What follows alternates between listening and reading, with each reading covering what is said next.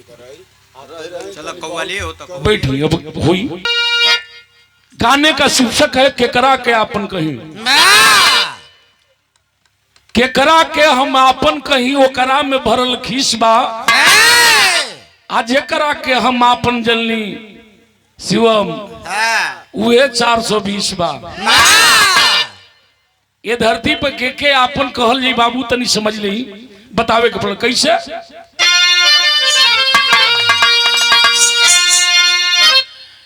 तो कौन अपना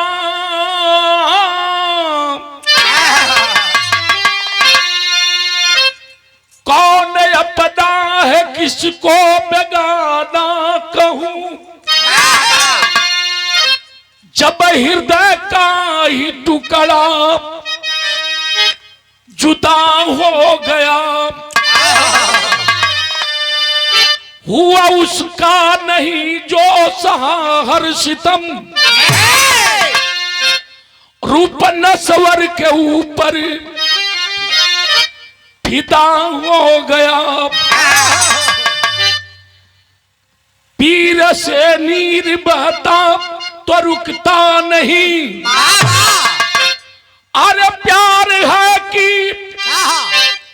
अब मोहब्बत में झुकता नहीं कभी राम विलास की व्यथा क्या कहूं काट कितना भी तो दर्द दुखता नहीं।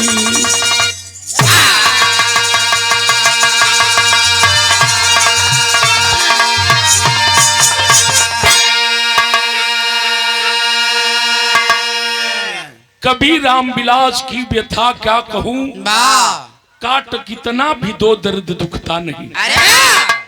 यहां भाव लगल एक लाइन कव्वाली के कौन कव्वाली बा।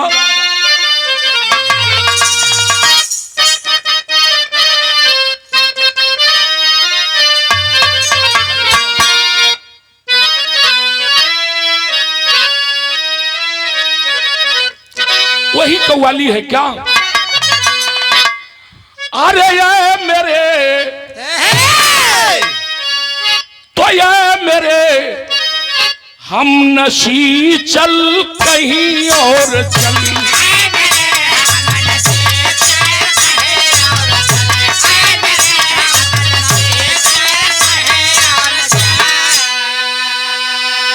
अरे इस चमन में तो अपना गुजारा नहीं हम नशी चल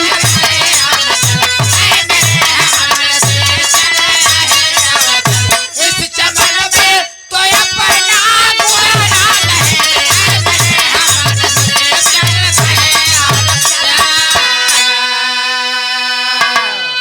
लेकिन बिरहा सुनने वाले बाबू का उत्तर गरीबी क्या होती है उस गरीब से पूछिए जिसके बदन पर एक कपड़ा नहीं है जो एक रोटी टुकड़े का मोहताज है जिसे भोजन नहीं मिल रहा है उस गरीब से पूछिए कि गरीबी क्या होती है। कहता है क्या अरे यह गरीबी तो यह गरीबी अब तुझे मैं नमन कर रहा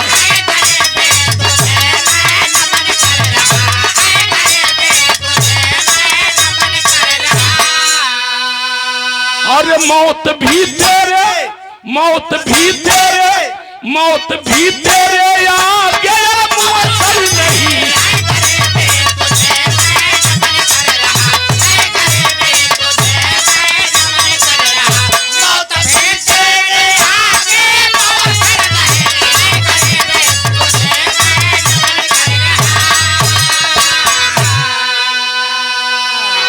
तो यह गरीबी तुझे मैं नमन कर रहा अरे मौत भी तेरे आगे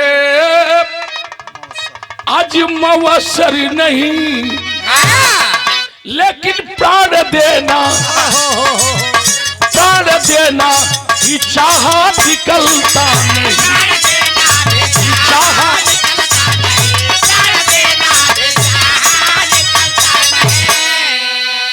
चाह जीना चाह जीना तो ओ भी मुआ सही नहीं,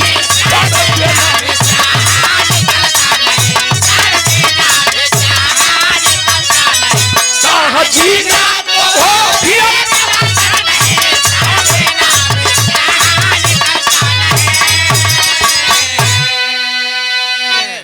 बाहर गरीबी जियल चाहत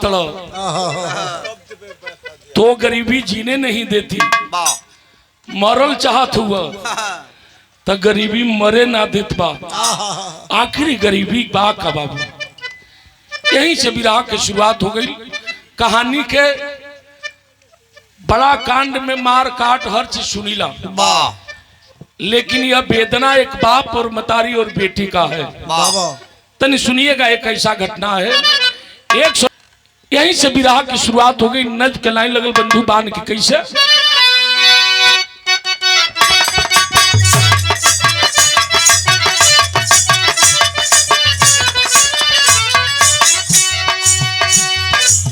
नहीं है हादसा न जुर्म की कहानी है,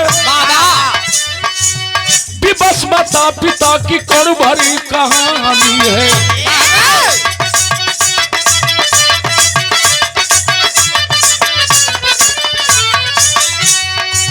जिला प्रतापगढ़ यूपी में एक निराला है, इधर बटेर के कारण वो सान वाला है।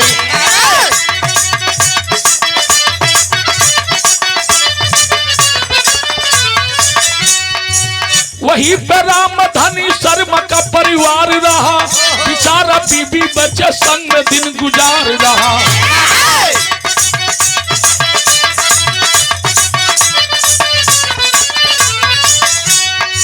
नारी लक्ष्मी से पुत्री एक ही कुलदीप रहा, नाम प्यारा सा बाबू उसका भी संदीप रहा।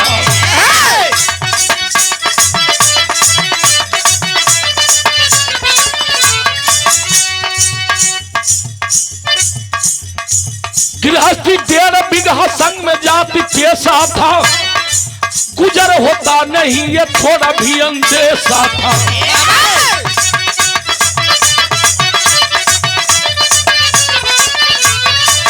प्रथम सीढ़ी में पास इंटर जब संदीप किया, शहर में पढ़े खाती बाबूजी से बात किया।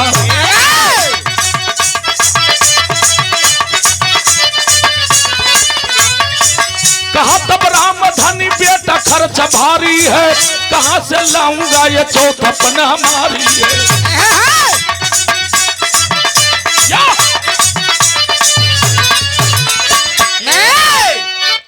तनी बात समझ ली।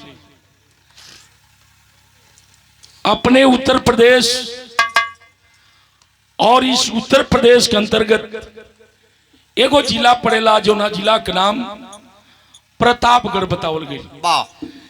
जैसे यहाँ हमनी के गाय भैंस पाले ली जा, प्रतापगढ़ जिला में वैसा ही वहाँ तीतर अब बटेर के बड़ा शौकीन हुए। जैसे अपने के बलिया जिला बा वैसे ही प्रतापगढ़ जिला है। और प्रतापगढ़ जिला के अंतर्गत एक गांव पड़ेला, जौना गांव के नाम बतावल गई नोनिया टोला। वही नोनिया टोला में हर बिरादरी के लोग बसे हैं। वही में एगो जात के बढ़ई बने लोहार, वह अपन जीविका चलावे बेचारू, जिनकर नाम बताया गया रामधनी, उनकरे दुल्हन के नाम लक्ष्मी बा। भगवान एक ही बेटा दिले हुए। देख यही से कहल जाला कि एगो आँख के आँख ना कहल जाला, ई कब फूट जाई कोनो गारंटी करना ही बा। लोग कहेला कि मालिक जैसे दिला तो जैसे बेटा दिलो वैसे बेटियों दे दा, तो कम से कम संतान दो हो। एगो चिराग हो, जौना बेटा का नाम बताया गया संदीप। लक्ष्मी ओ गरीबी में अपन जीविका पालन करत बा। रामधनी बढ़ई के काम करन, लोहरई के काम करे, चौकट बाजू पाला लगावा। जिससे हियो बेचारा लोहारे है। सबरे जाके पाला झुलाई वही से तोर वेदना हम बतावत हैं। एक दूगो लड़का हुआ सब। वह रामधनी मजदूरी करके घर आता था, लेकिन लक्ष्मी अपने बेटवा के और रामधनी पढ़ावे कुलदीप के। आज जब पढ़ावे बाबू, धीरे धीरे वह संदीप हाई स्कूल पास किया और हाई स्कूल पास करने के बाद इंटर पास कैलस। इंटर मैंने समझत नहीं सब ना, हाँ न तमने के देश के गृह मंत्री हुए अमित शाह जी कहलन कि जो लड़का 12 पास क के इंटर में एडमिशन कराई तो के लैपटॉप मिल जाए। तो ऐसा लोग बना। इंटर पास किया फर्स्ट डिवीजन, दिन भर के थाकल रामधनी एलन घरे लेटे धरा के बेटवा बैठ के और संदीप कुछ लिखने पढ़ने का काम कर रहा था। बाप पर नजर गई, बाप थका चरपाई पर गिरा है। बाबू संदीप कहला बाबू हम तो उसे कुछ कहल चाहते हैं। बाबूजी टप दे उठ के बैठ गईलन। कहला बेटा कह का कहल चाहत हुआ।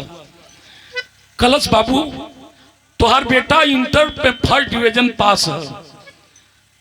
खुशी में फूला नहीं समझलन।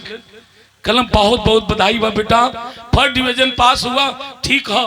कलश की ठीक ना, अब कहता तो है देहात छोड़ के कहीं शहर शहरात में चल जाती पढ़े खातिर।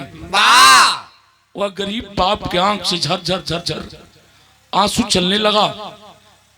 हाथ जोड़ लेलन रामधनी, खलन की ना बेटा हम तो हर गरीब बाप बानी, मजदूरी करीला, मजदूरी करके लेके आईला तो तुहार पढ़ाई लिखाई फीस दवा दर्पण सब चलेला। शहर में जाए के कहत रह तो पैसा लगी, हमरे पास पैसा ना बा। तुहर महतारी टीबी के मरीज बा, हम तोरे महतारी के दवाई कराई कि अब हम तो के पढ़ाई हम पढ़ा ना पाई बेटा, पढ़ा ना पाई। अपने लाल के समझावत हुन घरवा में लक्ष्मी है।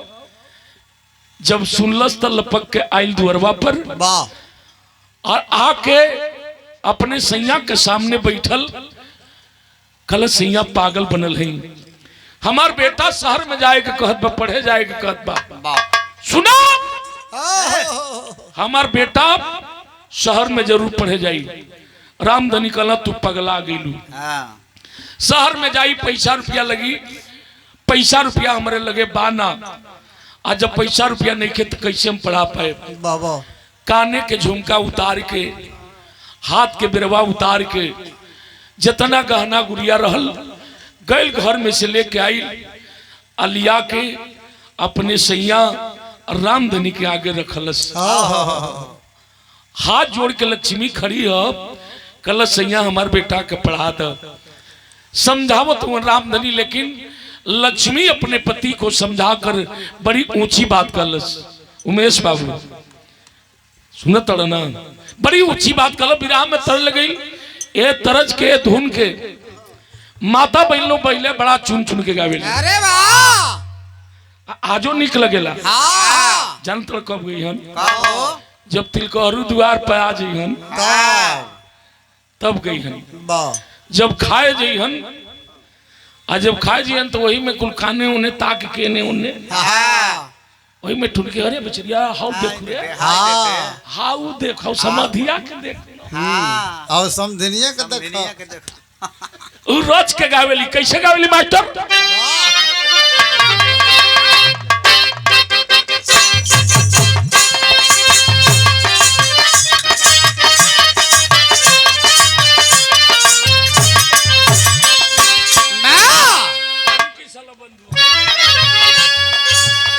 यह गावेली का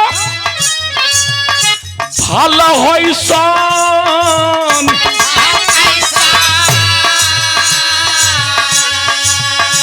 अरे होई सन दिल को हरू ना देखलिए राम जिया कर ढका दो।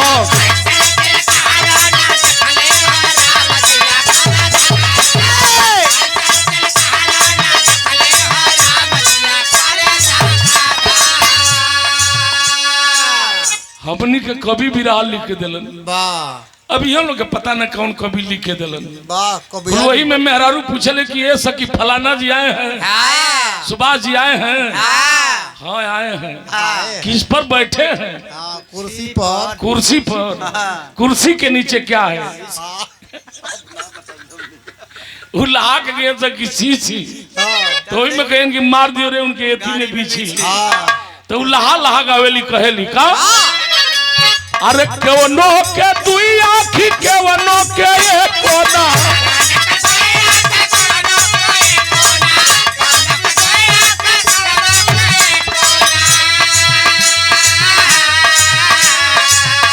अरे एक आँख वाला आँख मारे कचा कोट दिया कौन था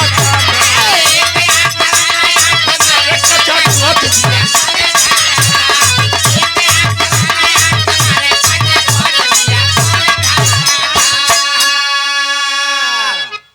देखिए कितना आनंद है गीत में। हमारे कचा कोच जिया करे धाका धो कि ओइसन ते में बाना न एक आंख वाला बड़ा टेढ़ होला सन। सबसे बड़े खानदान में हमें जेठ हैं। हाँ हाँ तो उस हमार जो तो तनी सुभाष भैया ऐसे ही एक आदमी गई आंख के दवाई बेचे तो कहे कि क्यों कपार टीसता आंख से पानी गिरता पंचुचुर लौकता दूधुर लौकता माला पुर गिल बा एक बूंद डाली और 5 कोस ताकिए। अच्छे गांव के लोग रखल भाई बढ़िया दवाई लेके आइल बा चश्मा हटा लीजिए। अब लगल सब खरीदे वही गौवा में के गई वो दवाई खरीदे। आज जब गई तो देखा था कि जो दवाइया बेचता गोखिया फूटल बा तो कलश कहो भैया घूम के देश के दवाई बेचत रहा तुहार तो एगो अखिया फूटल भैया तोहरा अखिया में ना काम कैलस का दवाइया कलश की भाई का बताई यही दवाइया का टेस्ट लेवे में हमारी अखिया चल गई तो किने वाला कलश अरे सार तो का करो पूरा गौवे का अनर बनई बका आ जाई बतावे कपड़ा बहल का बाबू। लक्ष्मी कहते कि अरे बबुआ हमारे बबुआ के भेजा सहरिया हो राम काम होई चकाचो सहरिया हो राम काम होई चकाचो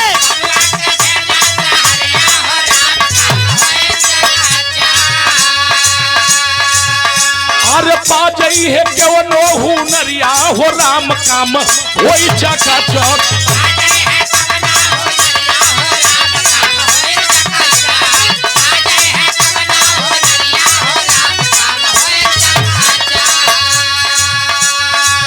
पाजे है साहेब के केवनो नौकरिया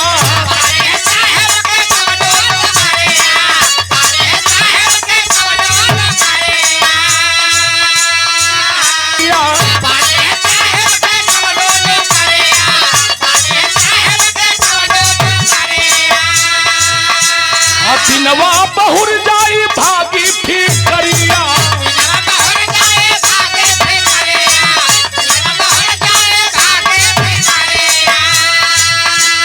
मालिक दे भला मालिक दे लंबी उमरिया हो राम काम होई चकाचो।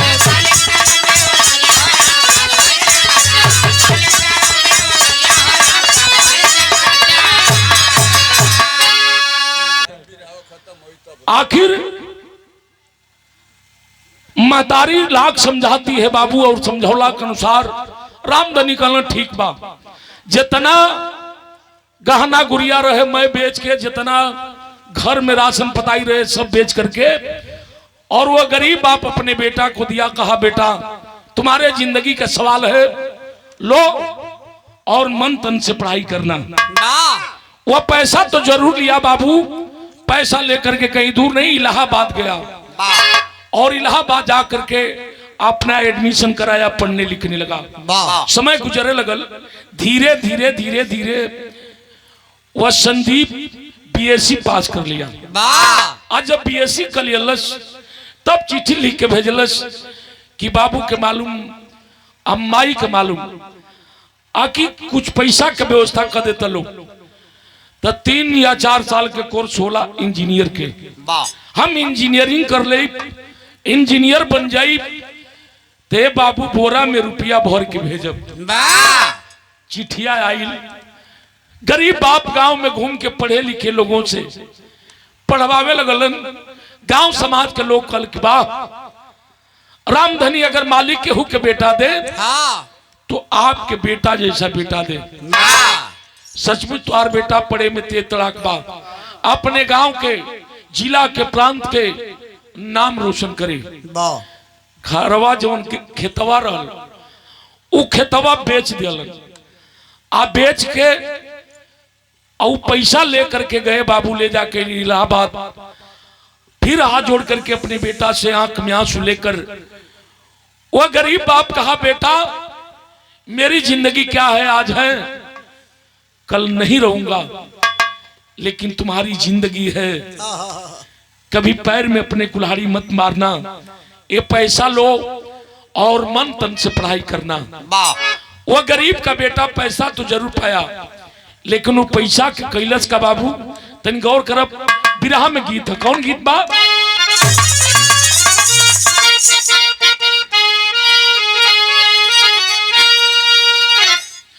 अरे तबात सीता मेरा तबिती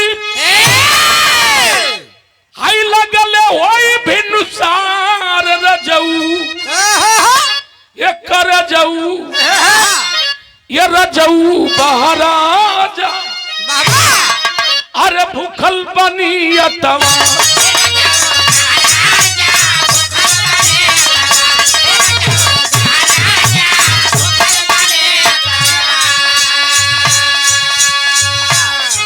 सरल मजा बढ़िया बिरहा में हसन गौर करो कैलस का। रुड़की में इंजीनियर वाली हर करत पढ़ाई, वो बचवा दूसरी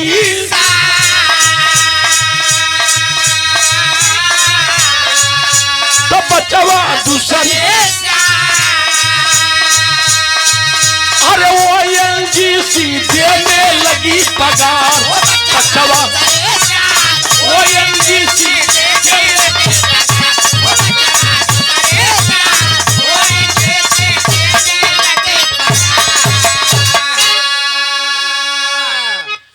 गया और जाकर के इंजीनियर कॉलेज रुड़की में आपने एडमिशन करोलस, पढ़े लगल।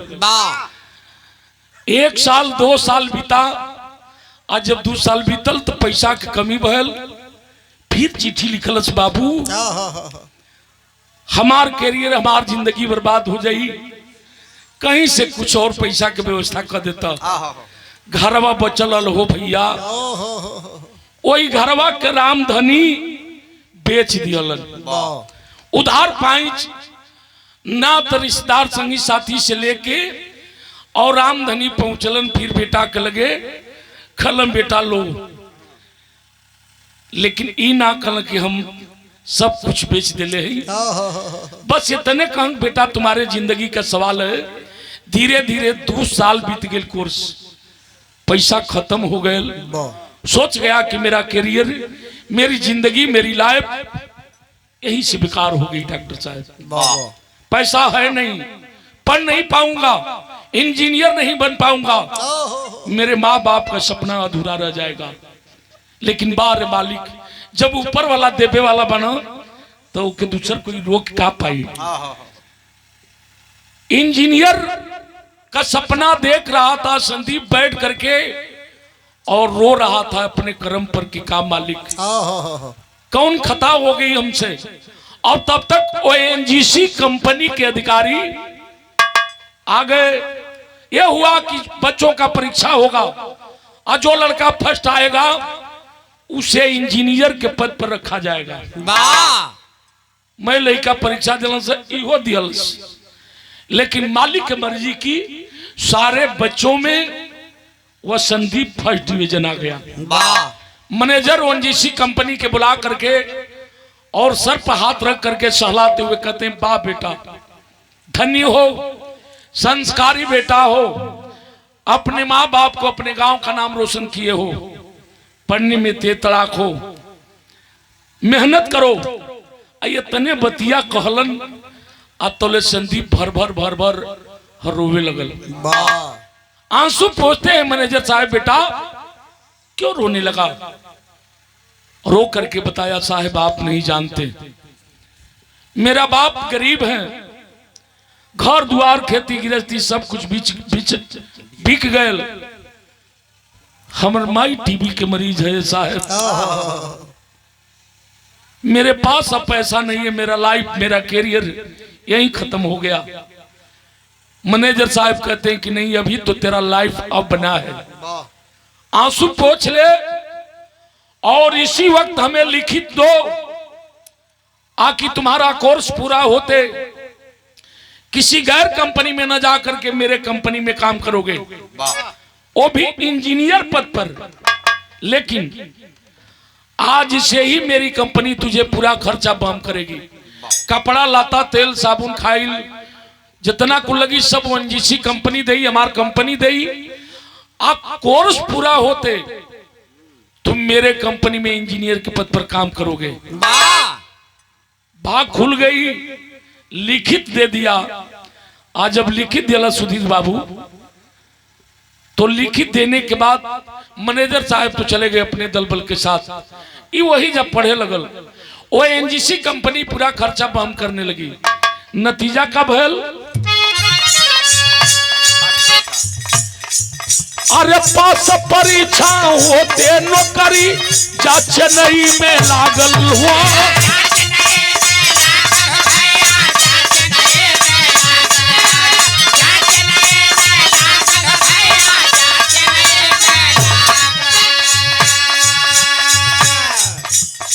सीना दूना माई बाप के अब किस्मत बा जागल हुआ।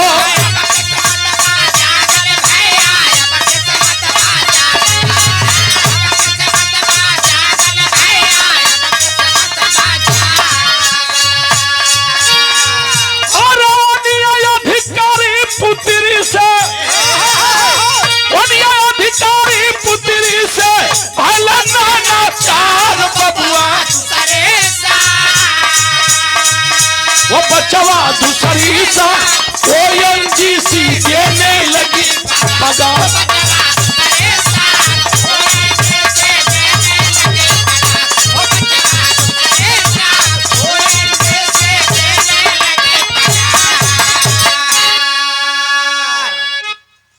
इंजीनियर के पद पर वो संदीप जा करके काम करने लगा ओएनजीसी कंपनी में।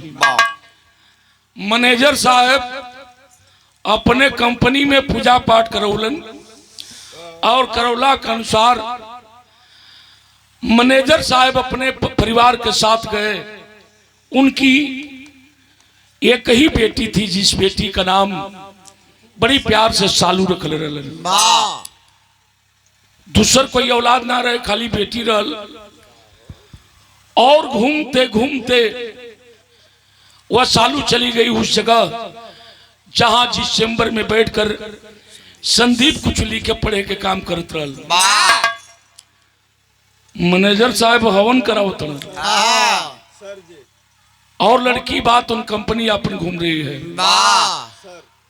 पहुंचते हैं,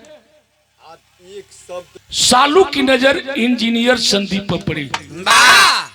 देख रही है सरसरी निगाहों से, क्या खूबसूरत नौजवान है।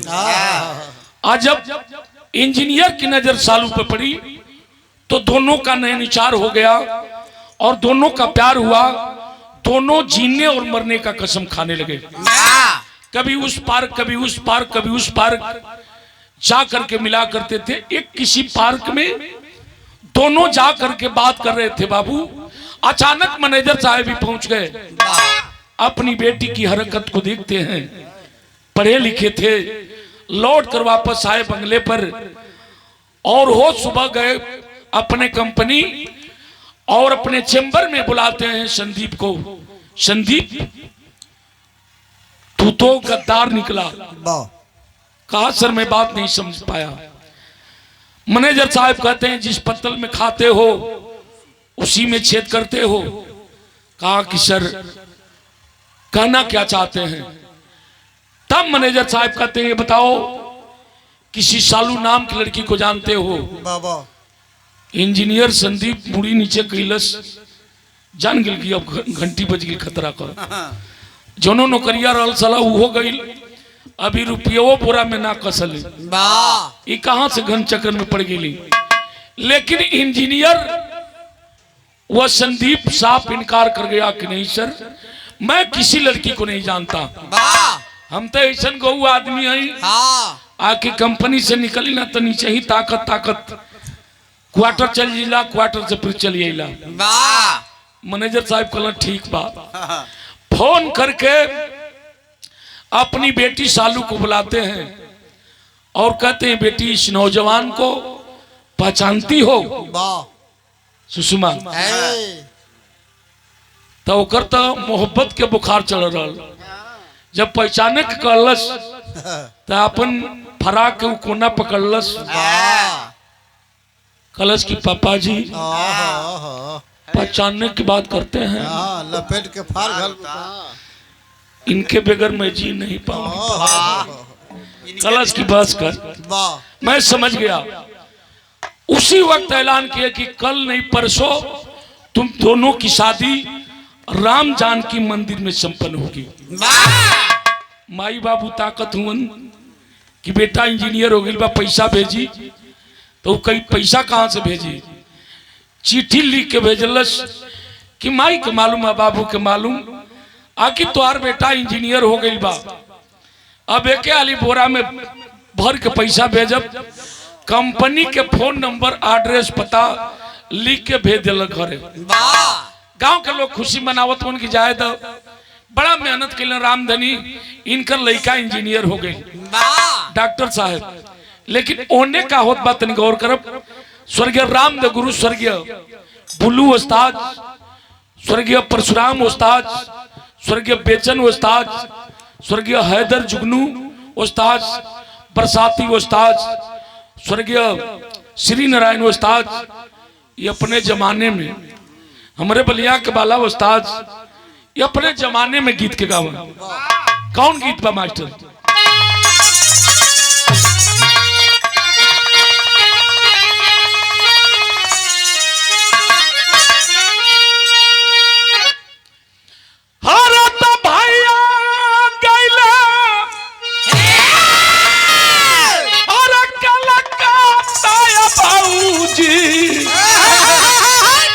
अरे तो हर कजरा बड़ी पाकाई भाऊजी, बियाह भल राम जानकी मंदिर में, शादी संपन्न हुई रस्मों रिवाज के अनुसार, हिंदू धर्म के अनुसार। संदीप के एक बंगला दे दिए, फॉर्च्यूनर गाड़ी दिए, जितना कूलर फ्रिज रहल और दहेज के रूप में अपने बेटी के दे दिया। देखिए ये बाप का कलेजा होता है। दान सब करेला, लेकिन सबसे बड़ा दान जानते हैं सुभाष भैया? सबसे बड़ा दान कन्या दान होता है। इससे बड़ा कोई दान धरती पर है ही नहीं। इससे बड़ा कोई दान धरती पर नहीं है। कन्या दान सबसे बड़ा दान होता है। यही से तो हम कुछ मंगबे न करी। काम वाली बात होखे। अब बात पर बात है, देखो सुना, बात पर बात चढ़ गए। भाव बढ़िया विराम में कैसे?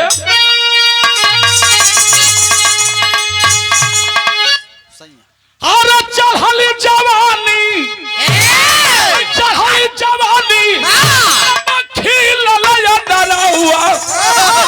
अरे कजरवा के रस लूटे बावरवा। भूल गया संदीप क्या? शहरी दुल्हन मिल गई बॉब काट वाली,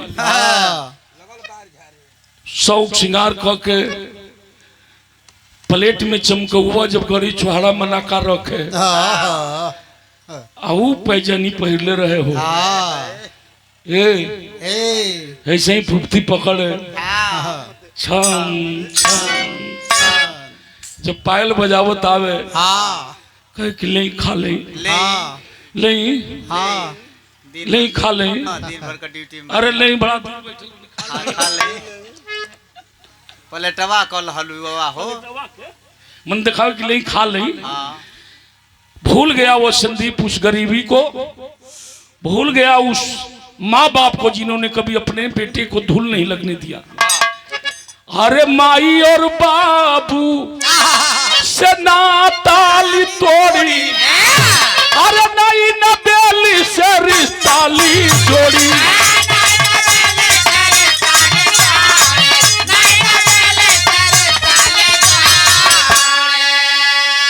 अरे लाला सवा लूटे बैठे, लाला सुतारा हुआ, अरे कदरवा के रस लूटे बाबा रवा। वह संदीप धीरे धीरे भूल गया उस गरीब माँ को जिन्होंने माँ अपने छाती का स्तपान कराई, 9 महीना गर्भ में पल्लस। भूल गया उस गरीबी को कि माँ जब मुन्ना छोट रहे तो पेशाब कर दे तो सुखला सुतावल करे। भूल गया नई नवेली दुल्हन के प्यार में। अब ये नहीं के बतिया नहीं छोड़ दा, अब घरवा चल जा। लक्ष्मी टीबी के मरीज अपने बेटा के शोक में बक्सावा खोल के वही में से फटो निकलस। अब फटोइया निकाल के अपने लाल के दिखत है, चुम्मट दे चाटत बा। कल रामधनी तो पागल हो गई। बेटा हमारे इंजीनियर बा, छुट्टी पाई आई जरूर, खलस नहीं सैया। अब हमार ममता गवाही देत बा, मन मानत नहीं बा, जरूर कोनो बात हो गई। हमार बेटा चिट्ठी चपाटी नहीं देत बा, या तो हमरे लाल के कुछ हो गई, कोनो बात हो गई। तू बाप हुआ तो के का पता बा, हम मतारी ही ऐसा न करी, कम से कम रहुए चल जाती, आता पता बटले बा।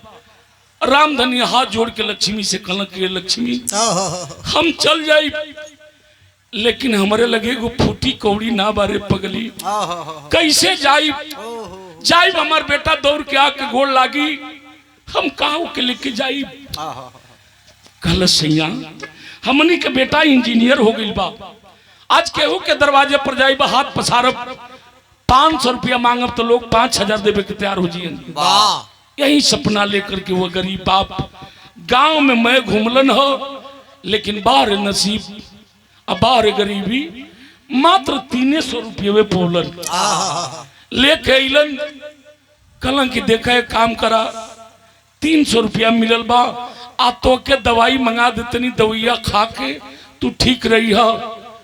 अब हम जात हैं, मैला कुचड़ा धोती कुर्ता बा, आलोक भैया मैला कुचड़ा धोती कुर्ता बा, नंगे पांव, हाथ के ठेंगुरी उठौलन। जब चले लगलन तो कहलन कि लक्ष्मी जात हैं, लेकिन जब हमार बेटा दौड़ के आई, हमार गोड़ लागी रे पगली, तो हमारे लगे कुछ नहीं बा कि हम अपने बेटा के दे।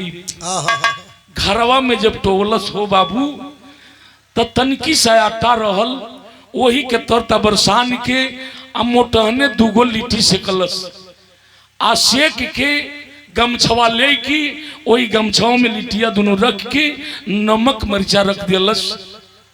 कलस सैया लेके जाई, हमार बेटा गरीबी में पलल बा, आज जब हमारे बेटा के देव तू जान जाई कि हमारे बाबू हमार माई सेक के दिले हो, क्या पता। देखिए गरीबी, कहलस एगो तू खा लिया रास्ता में, एगो हमारी बेटा के ले जी हा, लेकिन ही नत बताइया कि नहीं तोहर मतारी तोरे शोक में चरपाई पकड़ ले बिया, अब जी ही ना। हमार लाल हमार बेटा रोवे लगियन, हमारे बेटा से मत बताइया, पूछी तो इतने कह दे कि तुहर माई बड़ा नगद से बे, लेकिन तोके जोहत बा बेटा, तोके जोहत बा। यही सपना लेकर के वो गरीब बाप चला। बिरहा में एक लाइन गीत लगी, एक गीत के गौले रहली कल्पना जी, और यही गीत से हिट हो गई। कौन गीत रहल मास्टर?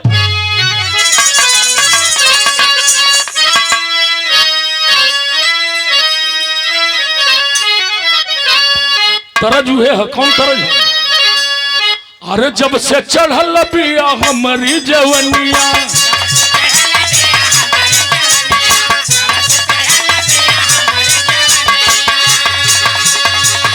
अरे ये गोया नार बदमाश सारी दुनिया,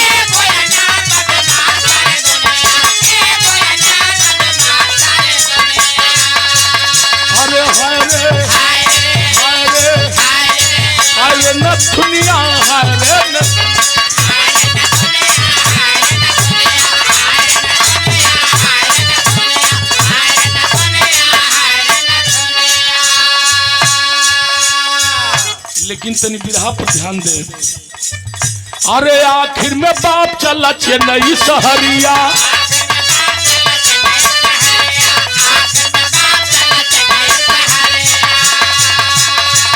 अरे आखिर में बाप चला चेन्नई सहरिया,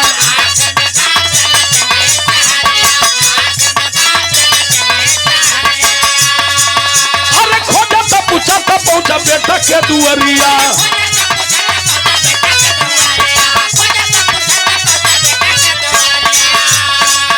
अरे हरे हरे हरे मजबूरिया, हरे मजबूरिया,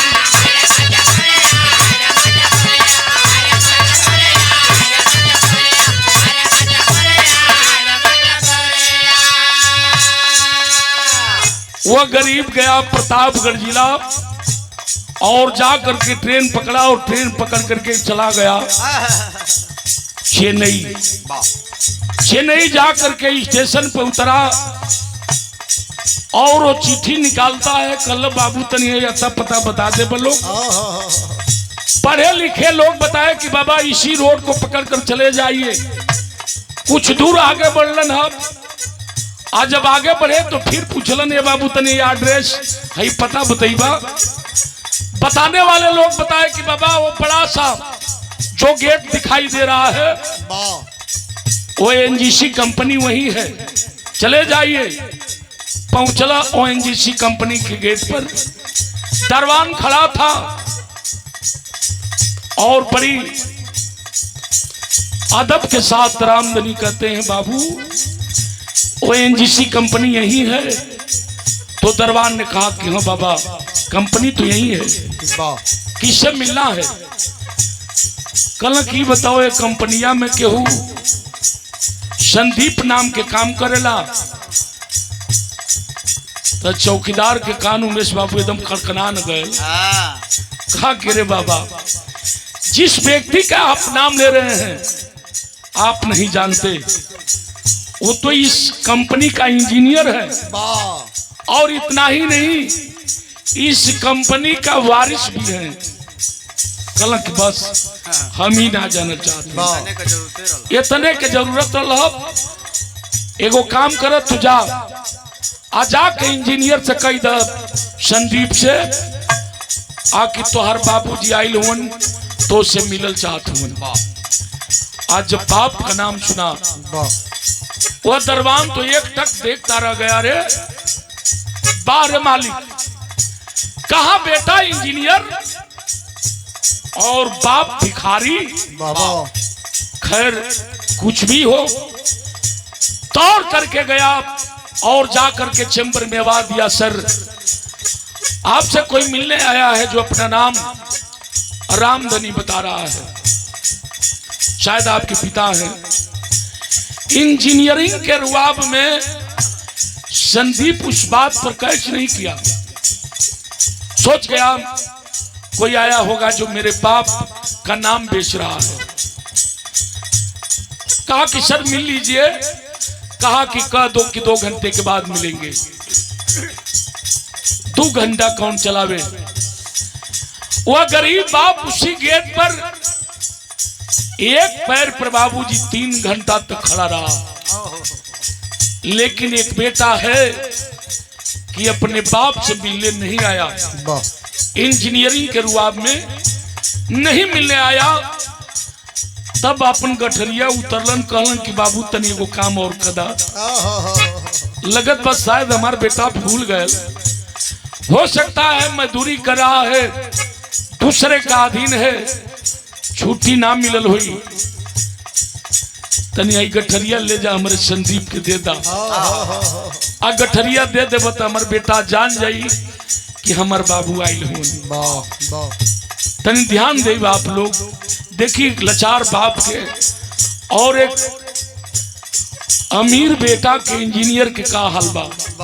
का कैलस बाबू? अरे बोला दरवान जाई हाथ ले गठरिया,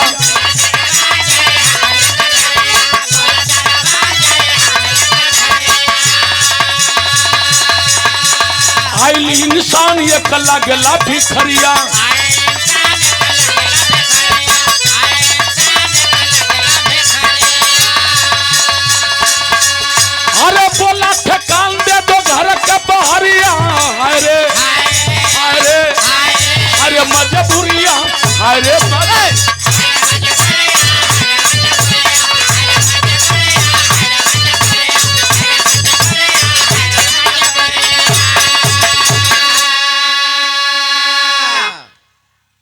वो गरीब बाप से मिलने नहीं आया। बाबू ले जाकर के गठरी दिया, कहा दरवान से इंजीनियर की रुक जाओ, एक काम करो, एक गठरी लेकर जाओ वापस और कह देना कि जब शाम के वक्त छुट्टी होगी, अभी हमें समय नहीं है, छुट्टी होगी तो आकर के मुलाकात कर लेंगे। जब दूफाल आगे चला है, दरवान इंजीनियर संदीप बुला करके कहा कि एक काम करो, तुम्हारे कमरे के बगल में कोई कमरा खाली है? कहा कि सर कमरा तो है लेकिन टूटा फूटा है, कचरा भरा है। वो इंजीनियर कहा कि ले जाओ और ले जाकर के उस बूढ़े को उसी कमरे में बैठा देना और कह देना कि जब साहब कंपनी से छूटेंगे तो आकर के मुलाकात कर लेंगे। बाबू बाबू भैया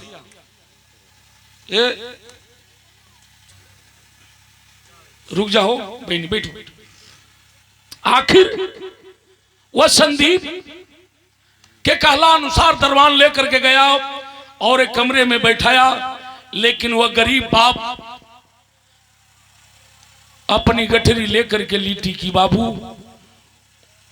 वही कोठारी में से घुसकत दुआरे पर आ गिलन। दुआरिया पर से ताकस की अब हमार बेटा आ जाला, अब आ जाला, एक बार हमार लाल हमार बेटा आ जैतन, अपने लाल के देख लेती, हमार एक गरीब बाप के छाती जुड़ा जाए। लेकिन बेटा कंपनी से छूटा, अपने फॉर्च्यूनर गाड़ी में बैठा, ड्राइवर इशारा किया और वह बेटा है कि चला गया अपने बंगले पर। वह गरीब बाप की आंखें तरसती रही अपने लाल की सूरत देखने के लिए। शाम हो गई, झोलनहारी पड़ गई, लेकिन बेटा नहीं आया अपने बाप से मिलने। रात को घड़ी जब 8 बजौलस 9 बजौलस, रात को जब 10 बजाई बाबू, तो इंजीनियर अपनी नई नवेली दुल्हन के साथ भोजन करके अपने बेड पर गया सोने के लिए। तब उसका दिमाग काम किया कि ओह, मुझसे कोई मिलने आया था, मैं नहीं मिला। आखिर जो इंसान मिलना चाहता है वो इंसान है तो कौन है?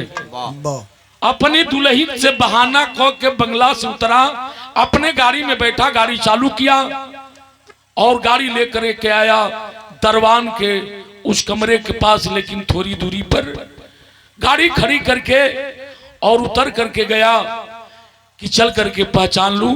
मेन दरवाजे से न जाके खिड़की से झांक के देखत बा कि जो इंसान मिलना चाहता है वो इंसान है तो कौन है। और जब खिड़किया से झांक के देखलस तो रामधनी लीटी वाली गठरिया मुड़िया तरक के हो पंचे आ किकुरी मार की लेटल हुआ, आंख से झरझर झरझर आंसू चुलत पर रोत हुए। जब संदीप की नजर इंजीनियर की पड़ी तो सोच गया कि ये तो मेरे पिता हैं, अगर मिलता हूं तो बाप को लेकर के बंगले पर जाना पड़ेगा। मेरी दुल्हन पढ़ी लिखी है, शहरी है, दौलत है, मेरी शान शौकत है, मेरी शान शौकत सब मिट्टी में मिल जाएगी और मेरी दुल्हन ताना मारेगी कि संदीप कहां तुम हो और कहां तेरा बाप भिखमंगा। नहीं, बाप से मिलना ठीक नहीं है, विचार करेंगे बाबूजी। वो इंजीनियर अपने बाप से नहीं मिला, लौट करके आ गया बंगले पर। हो सुबह अपने नौकर से कहा आके जाओ, दरवान के बगल में एक कमरा है, उसमें एक बूढ़ा बैठा होगा, सोया होगा, कह देना कि तत्काल वो कमरा खाली कर दे। और अगर खाली नहीं करता है तो उसे धक्का मार करके और रोड पर कर देना। मालिक का आदेश पाया, दौड़ता हुआ आया नौकर और कहा कि बाबा ये कमरा मेरा है, खाली कर दीजिए। हाथ जोड़ के रामधनी कहला कि ना हो बाबू, हमार बेटा हमके बैठा के गई बा, आया कि हमसे बेटा मिली, हम चल जाए, हमके छोड़ दा। आना कानी कैलन, जवान था नौकर, लपक के लोग बाबू दोनों कलाई पकड़लस और खींचता हुआ घिसिरावत लिया के दुवरिया पर से जौने नचा के फेंकलस कि रामधनी जाके रोड पर मुँहे की भरे गिर गिलन। गठरी कहीं और बिगा गई, सोटा कहीं और बिगा गई, आ मुँहे की भरे बाहर आके गिरल हुन। भगवान के कोशत उनका मालिक यह दिन देखे खाती हमके जिंदा रखले हुआ। और तब तक इंजीनियर संदीप की गाड़ी आकर के रुकी। इंजीनियर संदीप अपने गाड़ी से उतरा, बाप और बेटे की नजर मिली, लेकिन बेटा है कि अपने बाप को बाप कहने से ही इनकार कर गया। कौन ऐसा बाप मतारी नहीं होगा जिस मां का कलेजा नहीं फट जाएगा, जिस बाप का कलेजा नहीं फट जाएगा, जिसने सेवा पोसा पढ़ाया लिखाया। आज जब सेवा करावे के समय आ गए तो बेटा है कि अपने माँ बाप को ही ठुकरा दिया। समझला में देर न लगा रामधनी के कि हमार बेटा इंजीनियर बा, बड़ आदमी हो गई बा। रामधनी कैसे खड़ा भइलन, खड़ा होके अपने बेटा की सूरत निहारत न ताकत न कि काश एक बार हमार बेटा हमके पापा कह दे। लेकिन बेटा है कि कुछ बोला नहीं बाबू। तो रामधनी रो के एगो बात कहलन। का कहलन?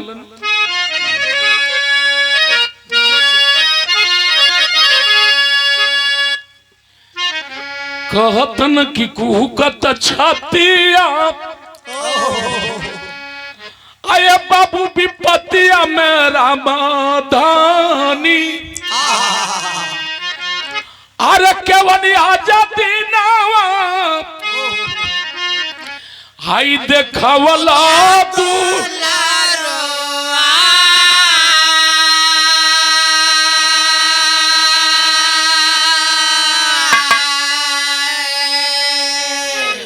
खेतवा के बेची काटी हम पेटवा पढ़वाली हो। अरे हमारा के तुआरा आज बनवला हो दूल्हा।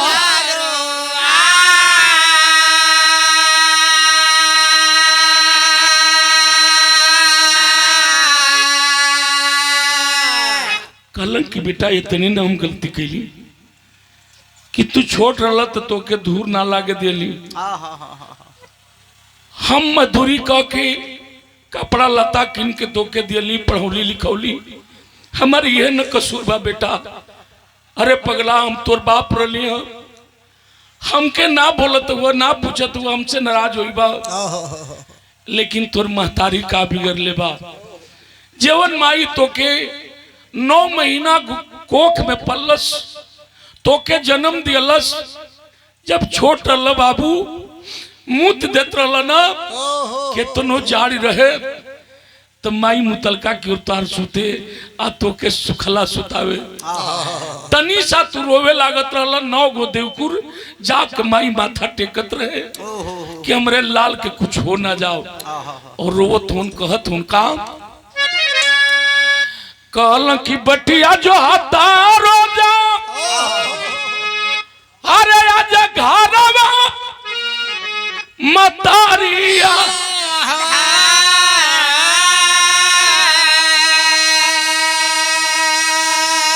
हरे पूछल न माई के आई खबरिया तू।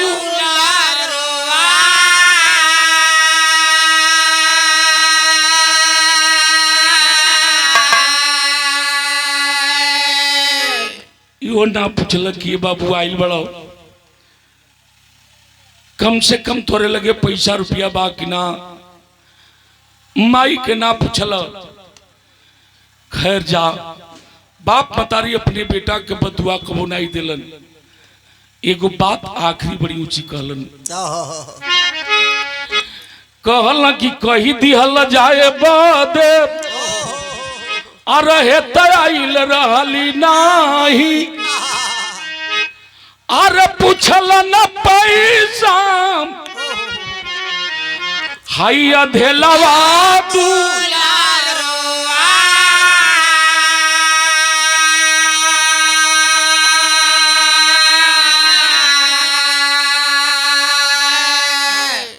खैर हई माई तो लिट्टी सेक के दिले हल्ला खैया चाहे कुकुर के डाल दी हो।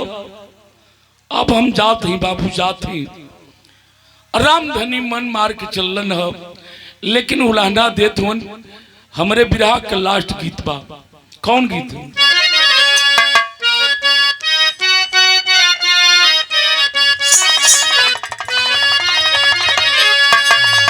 वही गीत है कि तूने अजीब रचा भगवान,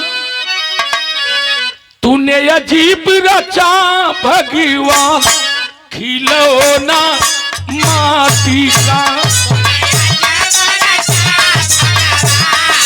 खिलौना माटी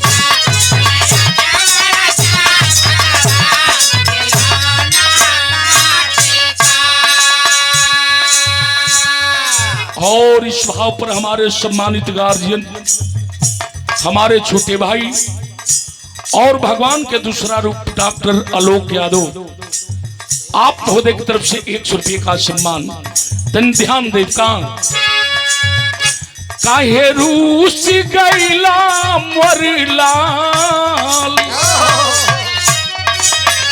काहे रूस गैला मोरलाल, मतारी ढूंढत बा गैला मोरलाल, मतारी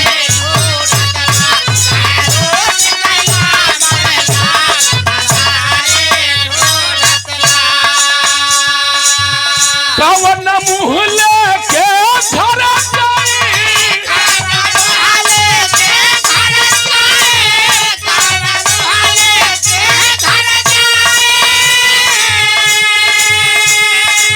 लोगवा पूछी हम तो काया बताई,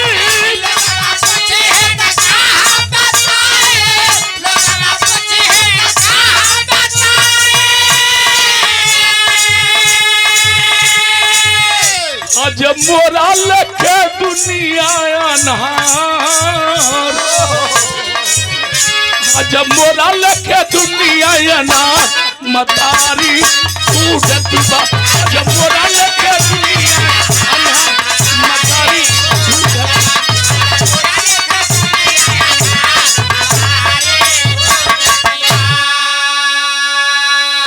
यही बात कहते हुए रामधनी चलन हो बाबू, लेकिन बेटा है कि अपने बाप की तरफ पलट करके देखा भी नहीं। बारे मालिक बारे भगवान क्या बनाया है। तनी विराह से लास्ट अब चलत है रामधनी चल जला पूरा विराह के निचोड़ अल्लाह में देवे के पड़ल।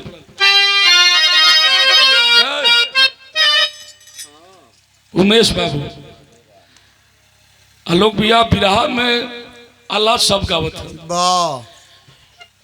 एक रामधनी चलन है बतावे के पड़ल कैसे।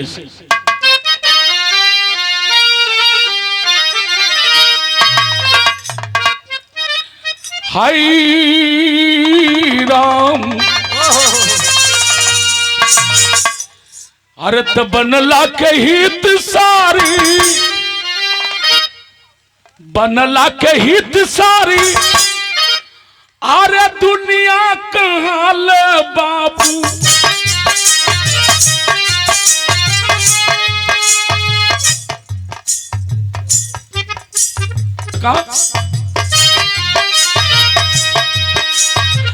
बनला के हित सारी, दुनिया कहाँ ले बाबू।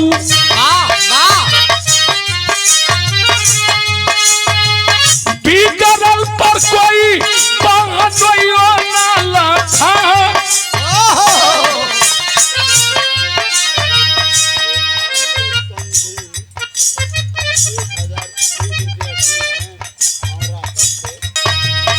बांधला पर कोई बांधो ना लखा।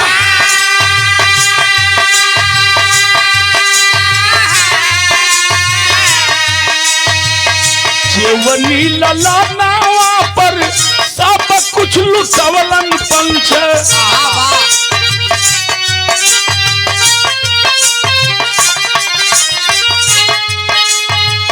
आखिर में लला नावा उहे दिहलस ठुकुरा।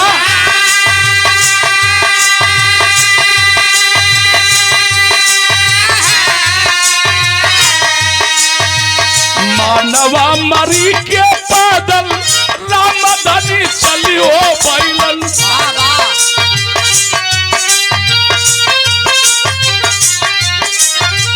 साझिया लगैलन स्टेशनवे पर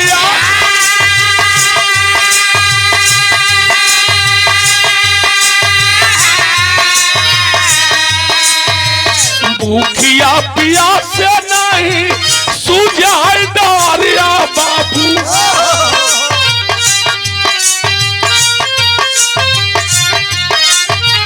चाय कवन इलहा तात गाड़ी ना लाखा।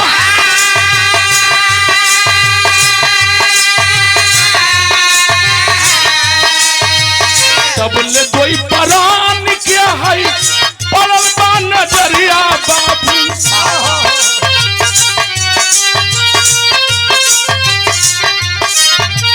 काहे रोवत बालो बाबा बतिया बाबा।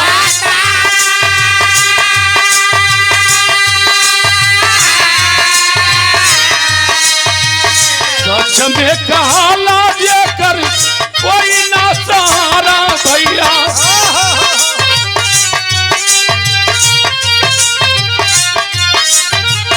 आखिर में सहारा होकर होलन तू।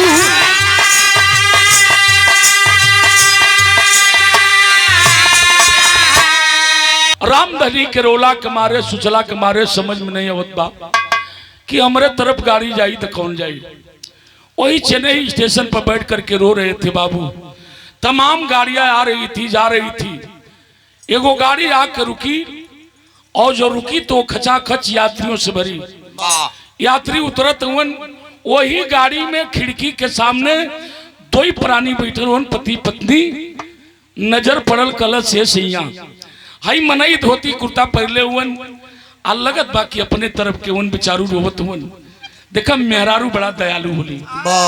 कली सैया चली न पूछ लिया जा कल पागल बनलहू रास्ता चल तू पूछा चलबू डांटे लगलन कली ना सिया चली रोवत होन पूछ लिया जा। दोनों प्राणी उतरते हैं और आकर के पूछने लगे कि बाबा क्यों रो रहे हैं।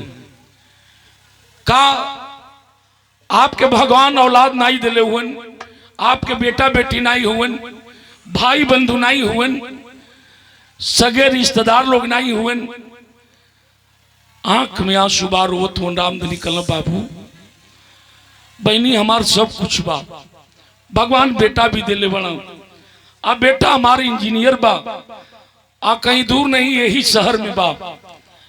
सारी बात रो के रामधनी जब बतावे लगलन तो सुनने वाले दांते तले उंगली दबाने लगे कि काश मालिक कहीं सुनो बेटा ये धरती पर बने जो अपने बाप को मतारी को त्याग दिया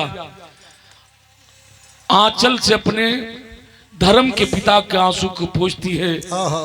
कलश की बाबूजी मत रोई चले कहाँ जाए